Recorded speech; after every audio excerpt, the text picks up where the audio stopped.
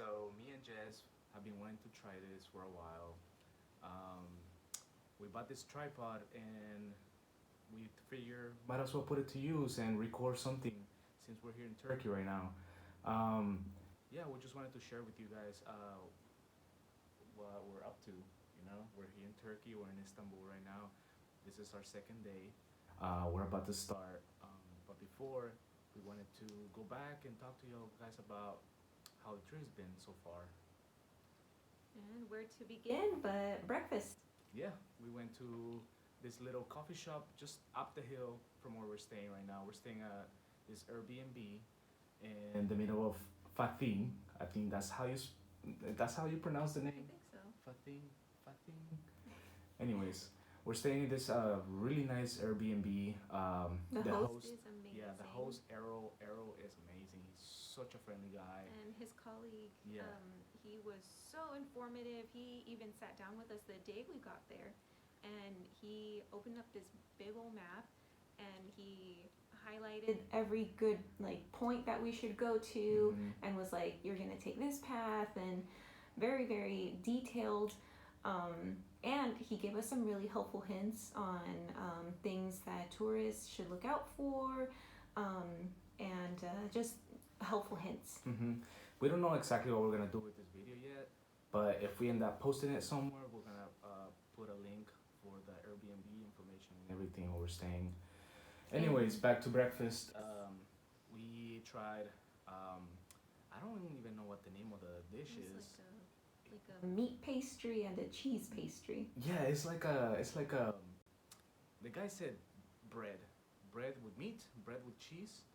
We're gonna put the pictures and everything, and yeah, it was delicious. We had So some good. Turkish tea, chai. They call it chai here, and some. I tried coffee because Jessica can't have caffeine.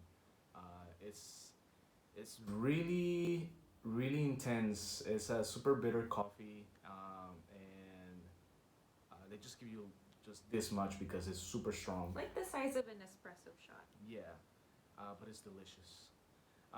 After breakfast, we started heading down to the mosques. The We had the blue mosque first. Yeah. Well, we stopped. Yeah, we stopped by the blue mosque first. Um, Jessica had to put in a scarf over her head. Yeah, out of respect for the mosque and for, of course, the religion. Women have to cover their hair with a scarf, or they provide hair coverings if you don't have one. And of course, they have pictures of course, you know how not to dress. Of course, modest dressing is preferred. Um, the um, the little sign, it said no shorts, no leggings. I think I was able to get away with it just because I was wearing a long sweater yesterday. Yeah. Yeah.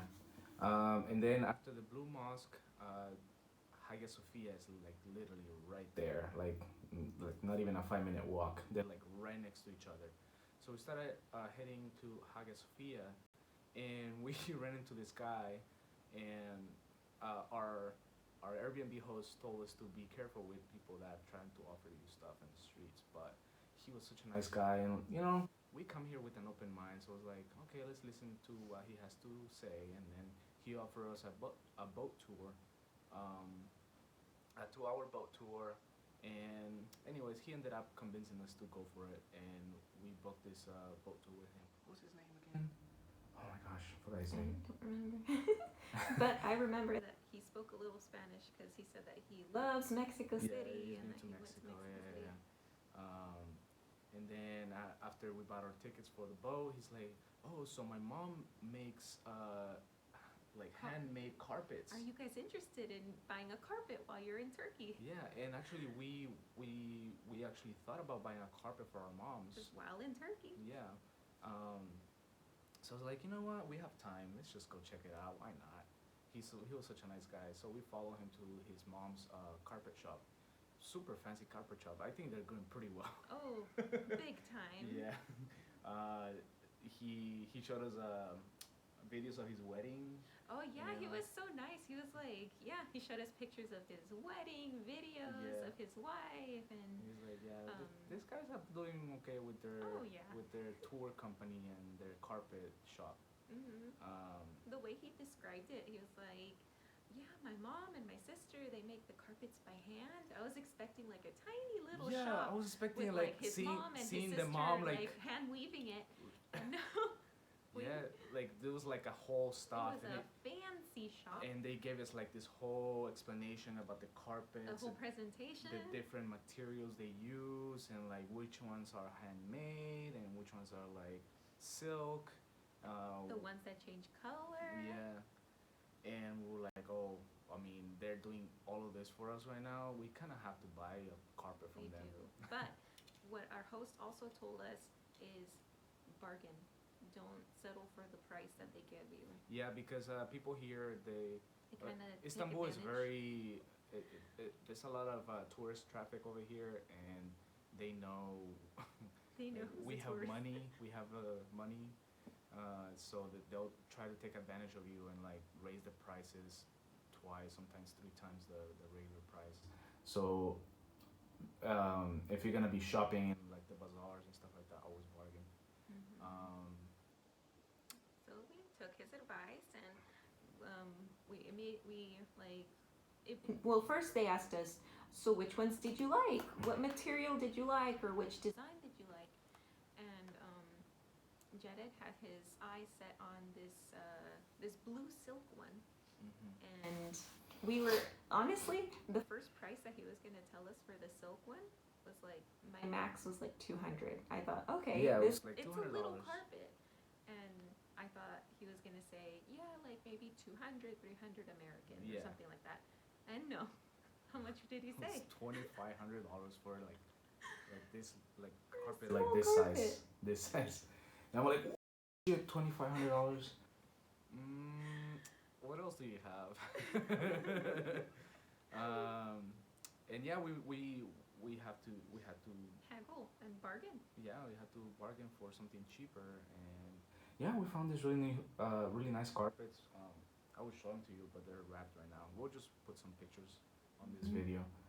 And yeah, we bought some carpets for our moms for how much was it? 200 each. Yeah, $200. Spoiler alert. Oh, spoiler. Mom, you know what you're getting. Yeah. Well, after that, we went to the Basilica Centurn, which is an underground. Water reservoir. Yeah, and Jessica didn't have fun. No. I thought it was pretty interesting. We'll put some pictures on. Jessica doesn't like dark places. If you know me well, you know I have an uncontrollable fear of the dark. And little did I know, I thought I was walking into a museum of like an old basilica because they had the basilica name in it. And no, we go downstairs. I see light. I'm like, okay, it's an underground museum. And no, pitch black darkness and water dripping down from the columns and no. Yeah. Anyways, then we went to the Hagia Sophia, which is probably the #1 attraction in Istanbul. It's so beautiful. It used to be a mosque. Now it's a museum. And then a mosque again. And then a mosque again. And then a museum again. And then a mosque again. And then when did he say? December. Since December, it's been a museum again, right? December, I think 2018. Yeah, something like that. We'll put some pictures of that too. Like really nice. Really beautiful. Beautiful place. And then where we go after that?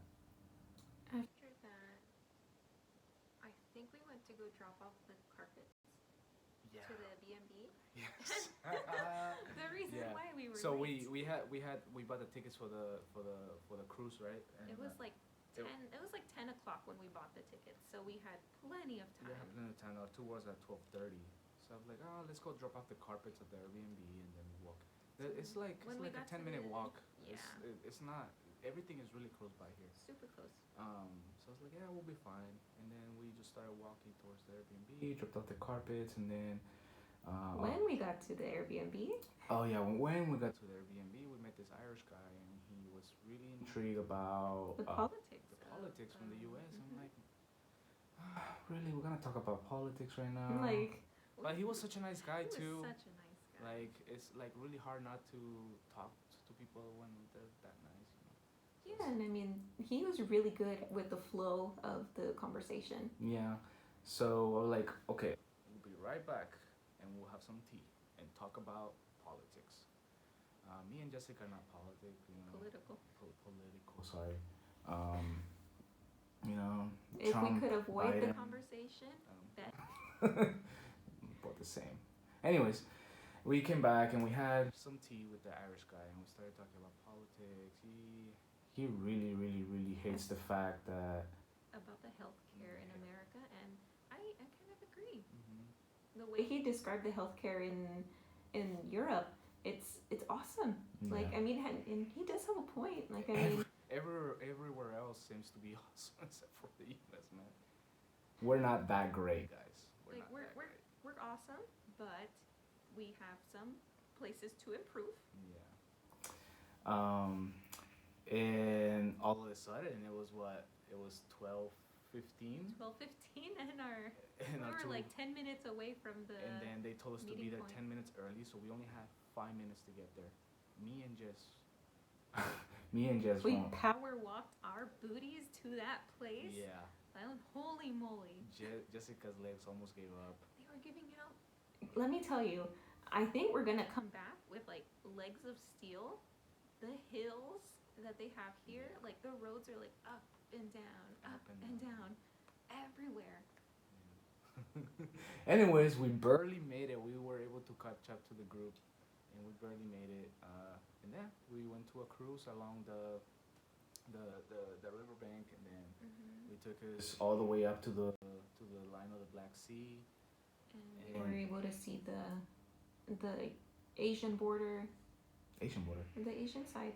Yeah, the Asian side. Yeah. Yeah. If you guys didn't know, Istanbul has division between Europe and Asia. So on the river, we started on the European side, and then we went around, and they showed us the Asian side, and it was really nice. We got to see pretty much the whole city through the boat. We're gonna hit the Asian side tomorrow. And yeah, it was nice. It was like a It was 2 hour really nice. 2 hour tour.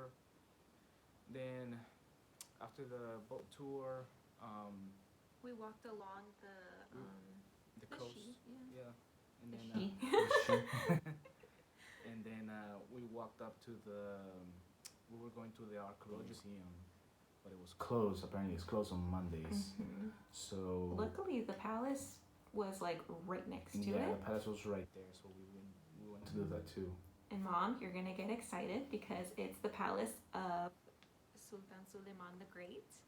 The minute I heard the tour guide say Sultan Suleiman, So I was we- like, my mom would Yeah. love this. We went to this palace, and we just went because I heard it was one of the biggest attractions in Istanbul. And what the tour guide said, it was like the second most important Palace. palace in no, Is the second most important landmark In all of Istanbul. in Istanbul after the Hagia Sophia. And There was a third one. I don't remember what he said the third one was. I think I have it written down somewhere. Okay. Anyways, we'll tell you guys in the next video. But yeah, back to the palace. And then yeah, the palace, like I wasn't expecting, because I didn't know anything about the palace. I was like, let's go to the palace, and they say it's really a big deal, blah blah. Let's go check it out. And yeah, we found out so many things. So many beautiful things. The architecture, like there are some parts of the palace that have the Greek influence. I'll post videos, or you probably already saw videos on our stories. Wherever you see the Greek, or wherever you see the blue tiles, that is Greek influence in the architecture. Wherever you see any like painting on the walls or on the inside of the building itself, that is the European influence. What I thought was really cool was we got to kind of find out the origin of the evil eye. or in Spanish, mal de ojo. Mm-hmm. So I always thought it originated like in Mexico, but it originates in Greece. Well, if you don't know what the evil eye is, or mal de ojo, is protection against evil eye. It's this blue eye that they put either on bracelets, necklaces, or in this case on the palace. The Sultan had them hand painted on the walls just to protect from evil spirits, evil negativity, evil energy, all things like that. And also, the origin is in Greece. And I think the Jewish people also, or the Jewish culture also recognizes the evil eye for protection. And yeah, I thought that was really, really cool. Yeah. So, I mean, it was probably brought over to, you know, of course, other cultures, other places, and that's really, really awesome. Yeah. And then after the palace, we. What else did we see in there? Oh yeah. The important things. Oh my gosh, I was like, I was shaking. I was like, oh my gosh. So what was it? A place? What was it? So the tour guide took us into this. It wasn't like a room. It was like what? Like a worship place. Yeah. Like a place of worship, I guess, where they went to go, like, you know, worship. And You had so to cover your hair again. I had to cover my hair again, but they provided me with like a hair covering. So in there, the Quran is still read 24 hours a day. So when you go inside, you'll hear someone reading the Quran, and there's someone physically there reading it. So you can only imagine like how long that person is there, and then when they switch off. But yeah, the tour guide said that it's read 24 hours a day. And then inside, I was not expecting to see the sword of David. Yes, David from the Bible. Yeah. His sword was there. That's so cool. And oh my gosh, the staff of Moses was there too. The tour guide, yeah, when he told us, oh yeah, and this is the staff of that Moses used to part the sea. I was like, literally, my hands were like this, and the tour guide like smiled when he said, You Catholic, huh? You Catholic. Yeah, he's like, you Catholic, huh? And yeah, I saw the staff of Moses, and then he took us to another corner, and there was a little like a gold casing, no? Like a gold casing, and he's like, okay, so what you see here in the gold casing, that has some bones of John the Baptist. And I was like, oh my gosh, we did not expect that. Like, I was like my heart was like racing, like, holy moly. Yeah, it was so cool. Unfortunately, they don't let us take pictures. They don't let us take pictures inside. You have no idea. I would have taken pictures of everything. They also had the footprint of their Prophet Muhammad, which I thought was also really cool. And I had. They also had hair, right? They had hair from his beard, pieces of his broken teeth. Yeah. And what else was there?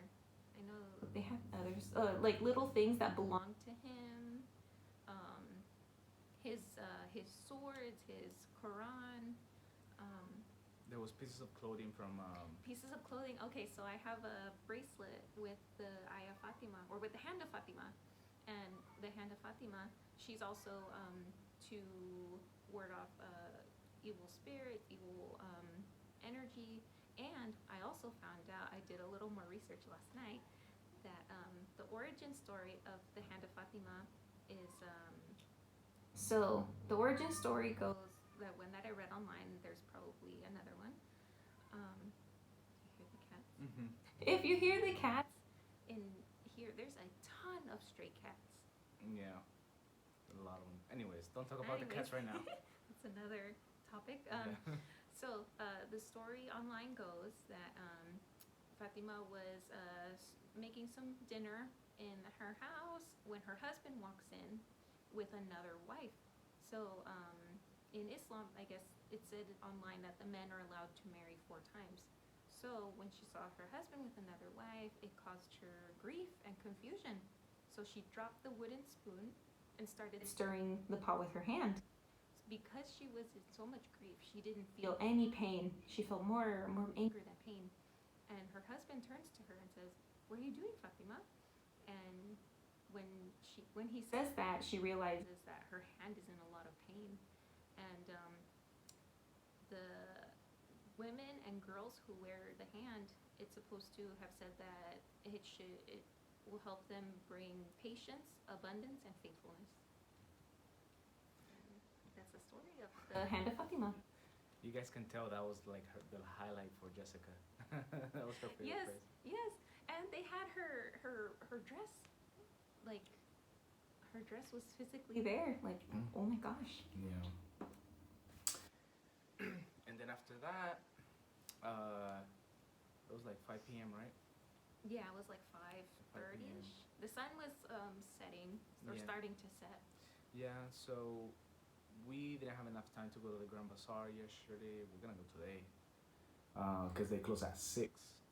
But the Spice Bazaar closes at 7, so we decided to start walking or making our way down to the Spice Bazaar. There's so many shops on the way down. So many shops. No idea. So many shops. And we made it to the Spice Bazaar.